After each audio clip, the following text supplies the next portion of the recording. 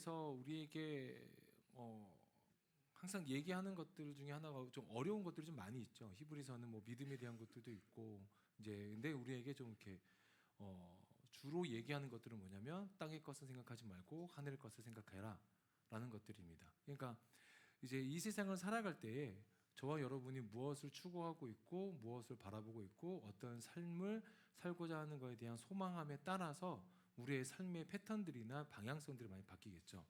자, 이제 그런 것들은 믿는 자와 믿지 않는 자, 물론 이렇게 구분지어서 좀 말을 표현하기는 좀 그렇지만 그래도 지금 이 자리에 저와 여러분은 모두가 다 믿음을 가진 사람으로서 모인 자들이잖아요.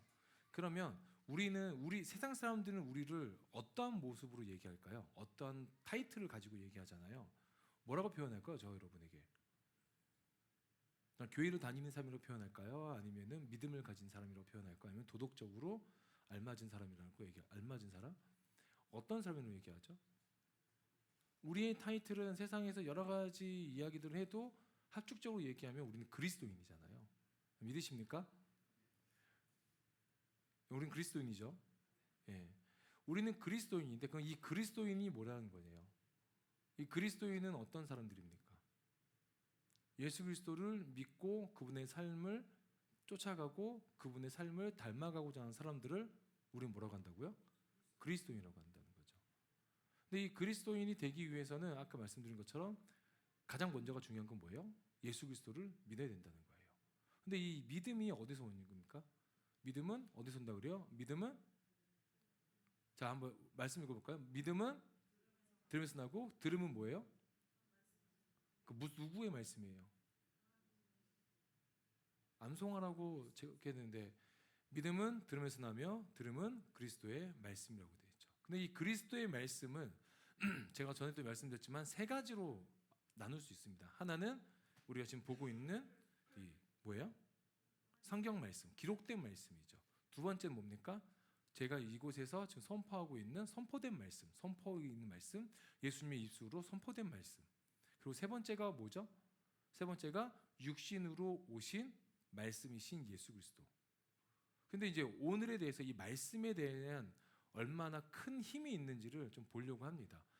자, 우리의 연약한 삶이 그리고 나약한 삶, 죄된 삶이 하나님 앞에서 어떻게 세워져야 되는지를 또 우리가 세워졌을 때 어떠한 모습으로 우리에게 반응이 오는지를 12절에 나와 있는데요. 12절 준비됐을까요? 예, 12절 함께 보겠습니다. 시작.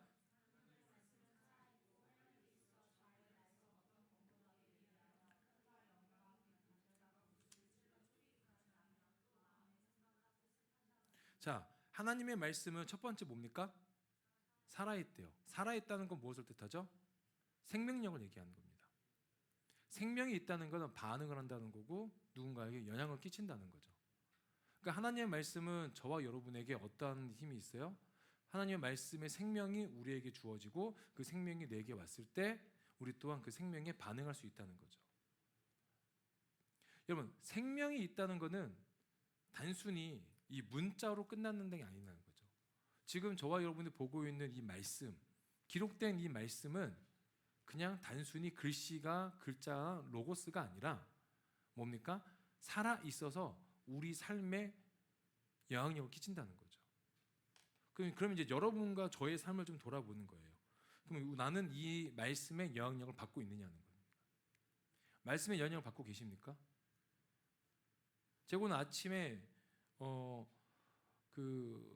기독교 TV를 보고 있는데 좀 되게 말씀을 좀 걸걸하게 좀 이렇게 하시는 목사님이 계시더라고요.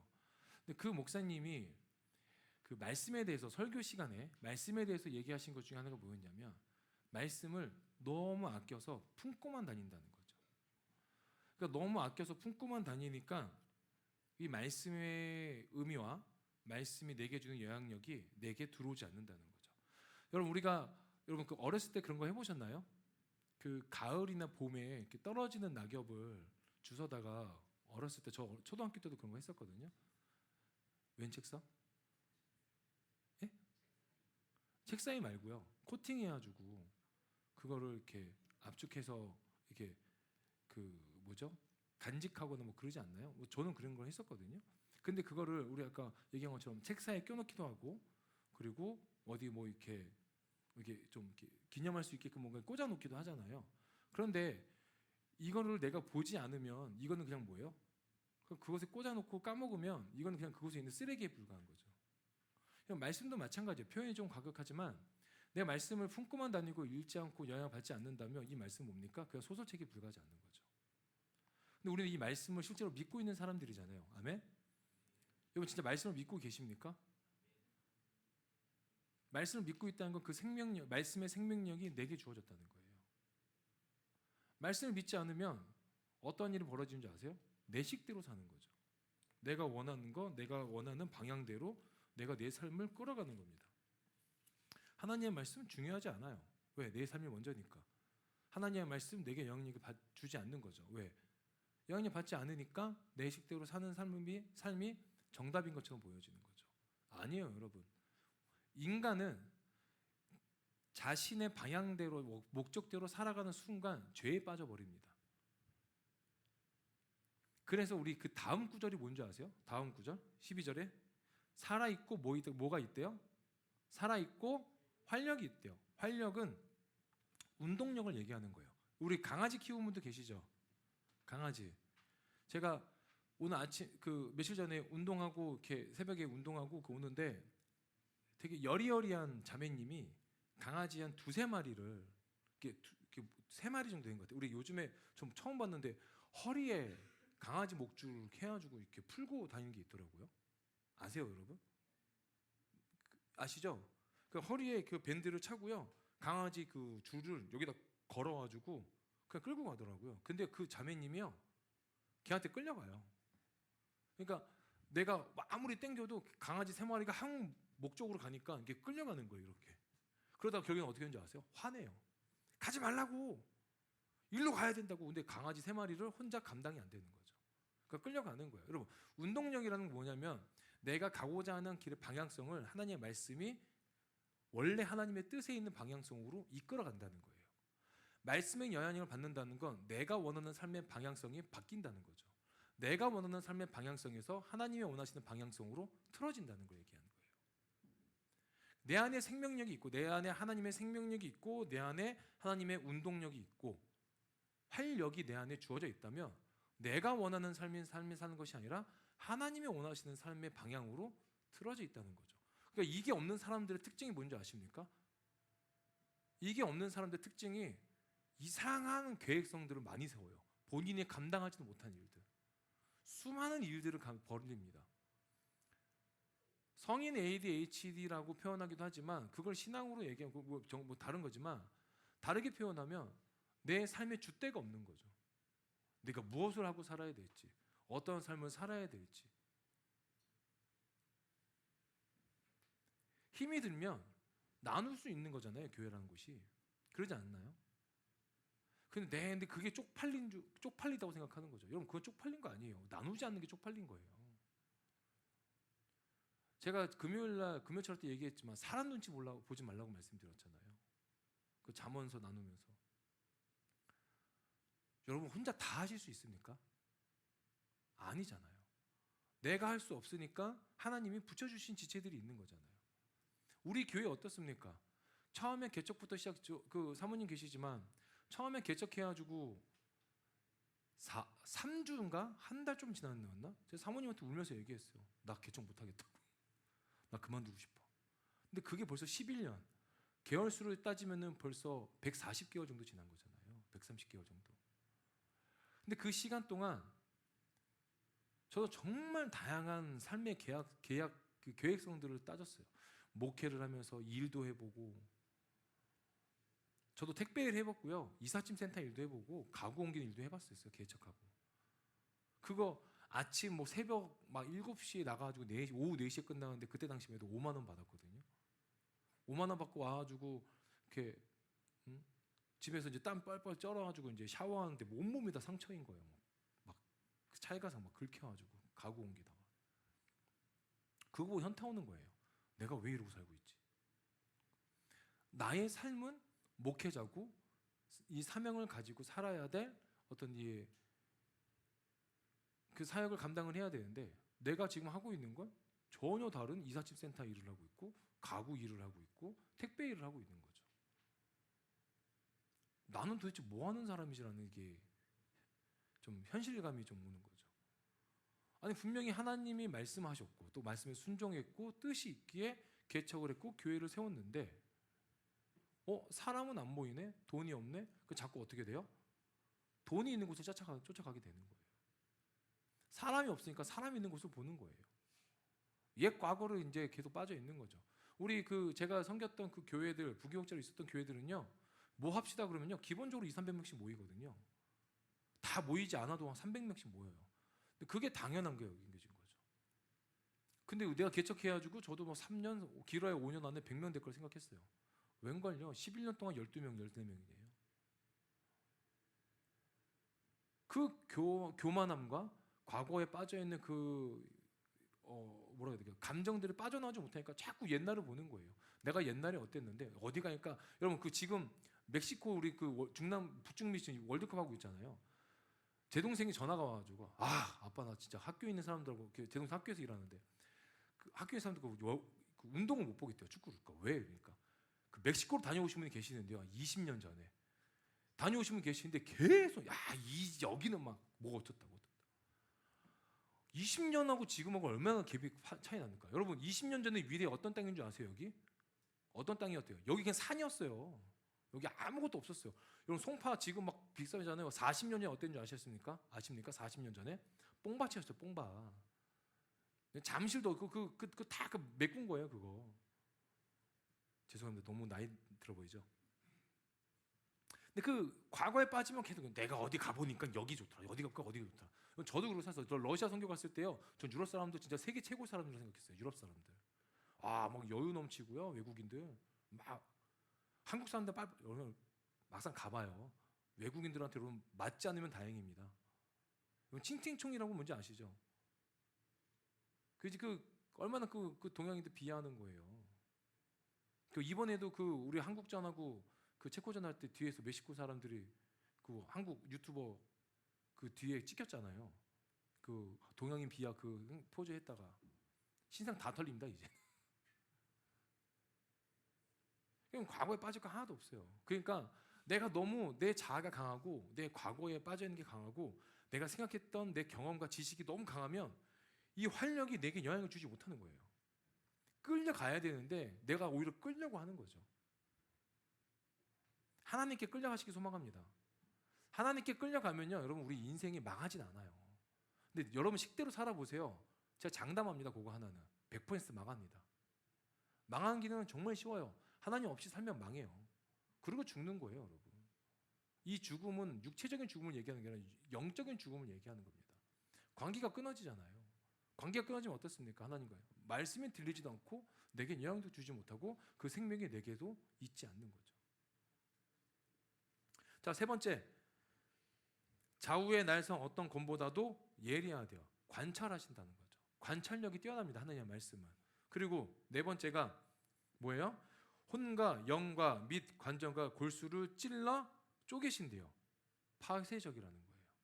완전히 분쇄를 시키십니다. 그리고 또 마음의 생각과 뜻을 판단하나니 판단력이 있다는 거예요. 그러니까 하나님의 말씀의 5가지 힘입니다. 뭡니까? 첫째, 생명력. 두 번째, 운동력. 세 번째, 관찰력. 네 번째, 파쇄력. 다섯 번째, 판단력이 있다는 거예요. 근데 이걸 뭐냐면 우리가 하나님 앞에 딱 쓰면 이 모든 말씀이 나를 쪼갠다는 거예요.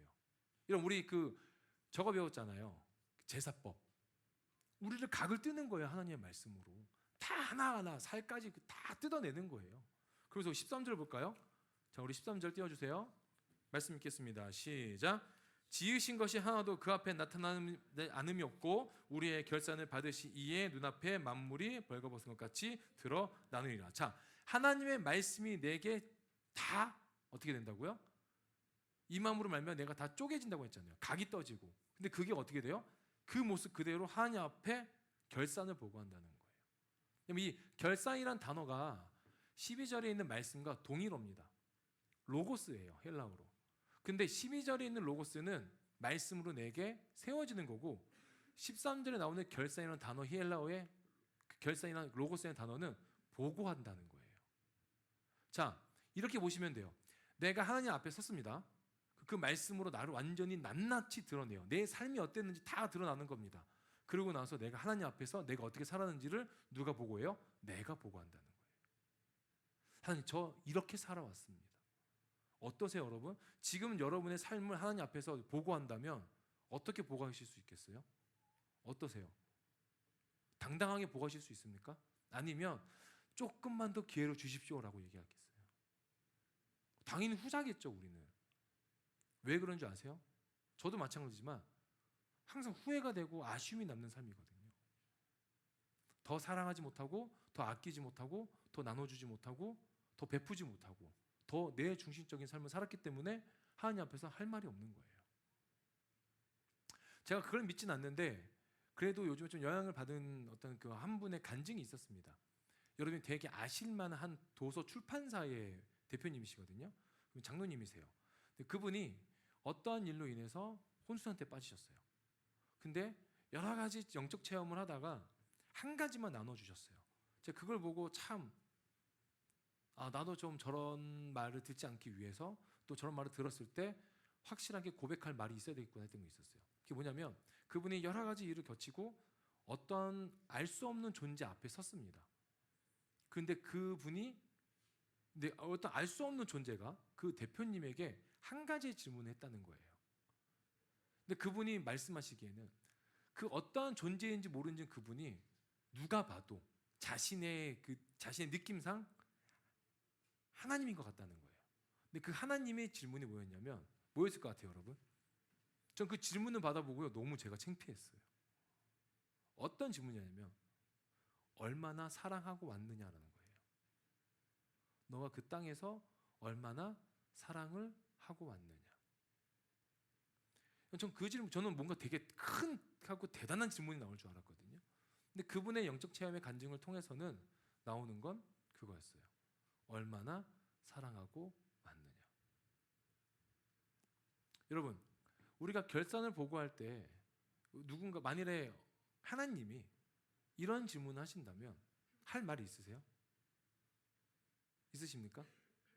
얼마나 사랑하고 왔느냐. 저는 이제 그거를 막 영향을 받거나 믿지는 않지만 대입해 보는 거죠. 내가 하나님 앞에 섰을 때, 성문아, 사랑 많이 하고 왔니? 이렇게 했을 때 보고를 드려야 되는 거죠. 결산이라고 말씀드렸잖아요.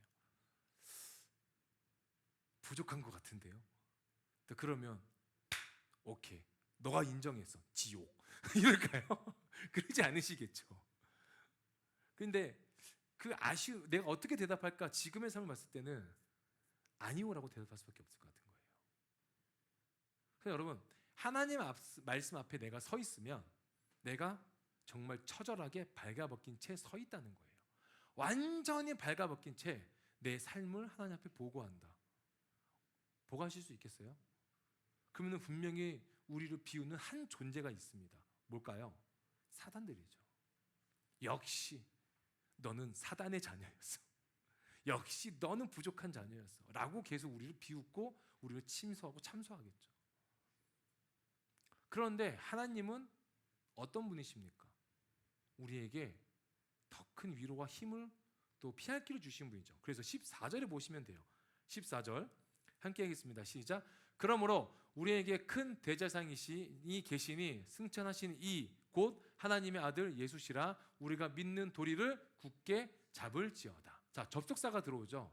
뭐냐면 그러므로 우리가 발개벗겨 있지만 그런데 괜찮다는 거예요. 그러므로 우리에게 큰 대제사장이 계시니 승천하신 이 곧 하나님의 아들 예수시라.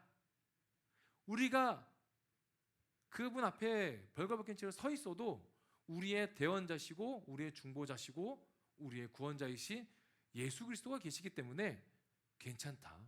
그분이 너희에 대해서 대언해 주실 거라는 거예요.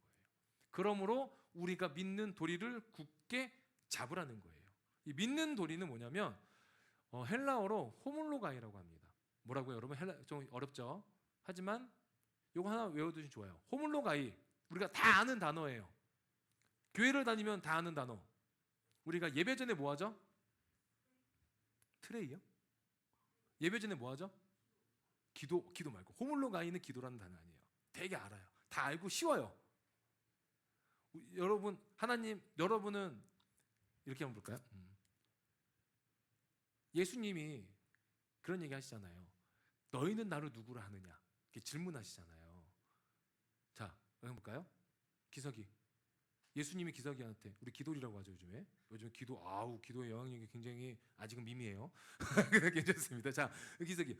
예수님이 기돌이한테, 기석이한테, 기석아, 너는 나를 누구라 하느냐 했을 때 뭐라고 고백하겠어? 옆에 성심이가 너무 쳐다보는데? 뭐라고 하겠어?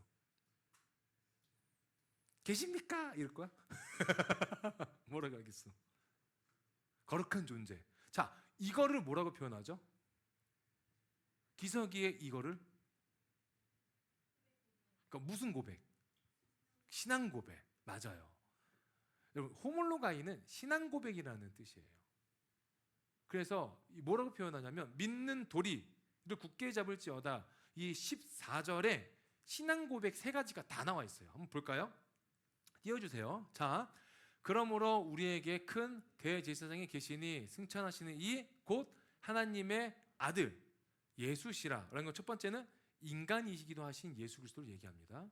두 번째는 하나님의 아들 예수 그리스도의 신앙 고백이 나오고, 세 번째는 큰 대제사장이신 승천하신 대제사장 예수를 얘기해요. 그래서 14절이 기독교 교리의 신앙 고백이 되는 거예요.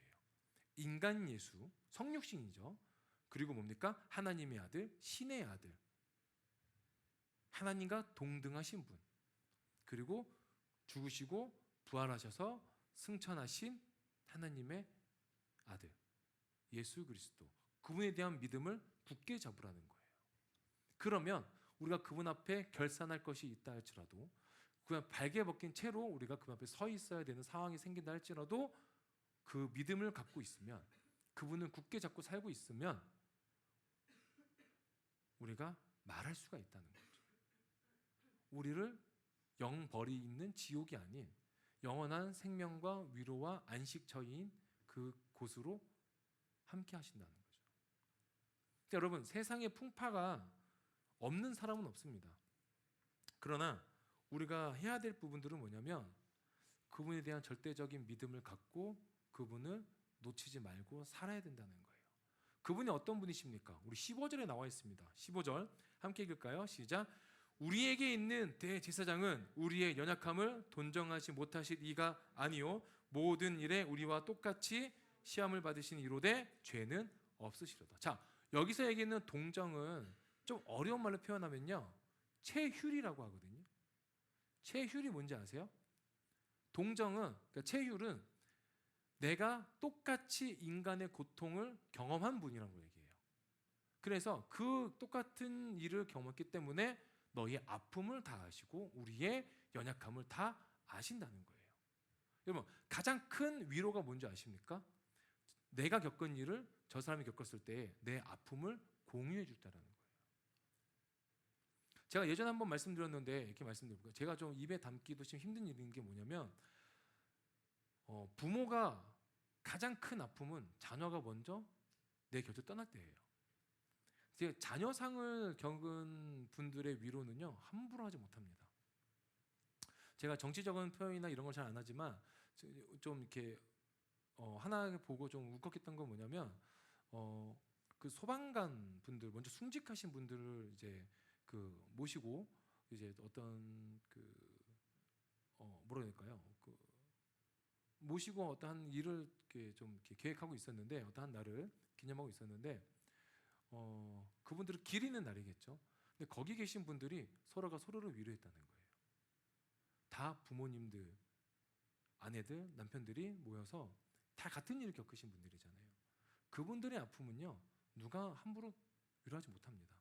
자녀를 먼저 보낸 거, 사고로 먼저 보낸 거, 그리고 내 남편, 내 아내, 내 자녀, 내 아들, 딸들이 지금 이곳에 없다는 것에 대한 그 고통과 슬픔은 함부로 누가 표현하지 못하고 위로하지 못해요. 근데 그걸 위로하는 거는 그 일을 동일하게 겪은 분들이 하실 수 있는 거죠. 그래서 다 안다라고 표현해서는 안 돼요, 여러분. 네 마음 다 알아. 다 어떻게 합니까? 우리가 그걸 겪어보지 못했는데. 그런데 예수님은 우리를 위로하시고 동정하신 분이라는 거예요. 체휼이라고 말씀드렸잖아요. 왜?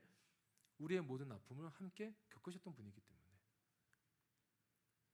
우리의 모든 고통을 그분도 함께 겪으신다는 거예요. 그래서 우리를 동정하신다는 거예요. 그래서 우리를 체휼하신다는 거예요. 우리의 아픔을 그분은 다 알고 계세요. 다 경험하셨어요. 그러니까 우리가 아프고 힘들고 버겁고 괴로울 때 누구에게 나가야 됩니까? 우리를 동정하시리 예수 그리스도에게 나가야 되죠. 그분께 우리는 뭐 해야 됩니까? 기도할 줄 알아야 되는 거죠. 여러분, 생각보다 중요한 건 기도예요. 걱정보다 중요한 건 기도입니다. 염려보다 먼저 앞서야 되는 건 기도예요. 기도하지 않으면 염려가 나를 잠식하고요. 기도하지 않으면 걱정이 나를 둘러쌉니다. 기도하지 않으면 내 경험과 내 지식과 내 생각이 하나님보다 앞서됨으로 말미암아 내가 그 일을 내 삶의 주관자가 내가 되는 거죠. 그 내 식대로 방법을 풉니다. 이렇게 하면 이렇게 될 거야. 절대 불가능해요. 그래서 저는 여러분에게 그 구약이 항상 모든 말씀 가운데 나와 있잖아요. 뭐냐면은 사람이 그 앞날을 알지 못한다는 거. 내가 아무리 경험이 있고 지식이 쌓여도 이 한 걸음의 앞날을요 사람이 예측 못해요. 그러니까 막 여러분의 지식을 너무 믿지 마세요. 여러분의 경험 너무 신뢰하지 마십시오. 하나님이 한 번 움직이시는 게 사람이 수천 번 움직인 것보다 훨씬 낫습니다. 그러니까 우리가 기도함으로 하나님이 한 번 움직이게끔 만드시게 낫다는 거예요. 그러니까 우리가 그분 앞에 더 나아갈 수 있는 길이 열려야 되고, 여러분 그 담대함을 가지시기 소망합니다. 그래서 16절에 이렇게 표현합니다. 16절 마지막 구절이에요. 한번 함께 읽겠습니다. 시작. 그러므로 우리는 국리하심을 받고 때를 따라 돕는 은혜를 얻기 위하여 은혜의 보좌 앞에 담대히 나아갈 것이다. 자, 여러분 이게 굉장히 중요한 말씀이에요. 띄워주세요. 왜냐하면 자, 은혜의 보좌 앞에 하나님 앞에 우리가 나아가는 건 구약에는요 성막, 성소, 지성소 이렇게 있습니다. 요 안에 지성소에 1년에 단 한 번 대제사장이 두려움을 안고 경외심을 안고 한 번 딱 들어갈 수 있었어요. 근데 우리가 이제 어떻게 됩니까? 예수님의 은혜로 말미암아 담대함을 얻어서 언제나 들어갈 수 있게 됐다는 거예요. 그 보좌 앞에 우리가 원한다면 들어갈 수 있는 길이 열린다는 거예요. 근데 중요한 건 뭐냐면 여기 16절에 때를 따라 돕는 은혜잖아요. 시간의 개념이 내게 맞춰져서는 안 돼요. 누구에게 맞춰져야 됩니까? 하나님께 맞춰져야 되는 거죠. 하나님께 맞춰지고 하나님의 도우심을 바라보고자 하는 기도가 나오고 그분의 그런 시선을 갖고 있다면 돕는 은혜가 있을 때까지 기도하고 묵묵히 그 자리를 지키겠죠. 그러지 못하면 어떻게 됩니까? 여기저기 막 찔러대는 거예요. 그냥 다 찔러대는 거예요. 이것도 해보고 저것도 해보고 이것도 해보고 이것도 해보고 이 사람 찔러보고 저 사람 찔러보고 이 교회 저 교회 왔다 갔다 이 종교 종교 다 왔다 갔다 하는 거예요. 기다리십시오. 제가 좋아하는 찬양 중에 Waiting for You라는 찬양이 있거든요. 그 첫 가사가 뭐냐면 주를 기다려요. 주를 기다려. 다들 피곤하신가 봐요. 다들 눈 감고 계시네요. 입신 중? 예, 앞에 한 자매가 그렇대요. 지금 입신하고 있대요. 빨리 끝내겠습니다. 자, 말씀 정리할게요. 자,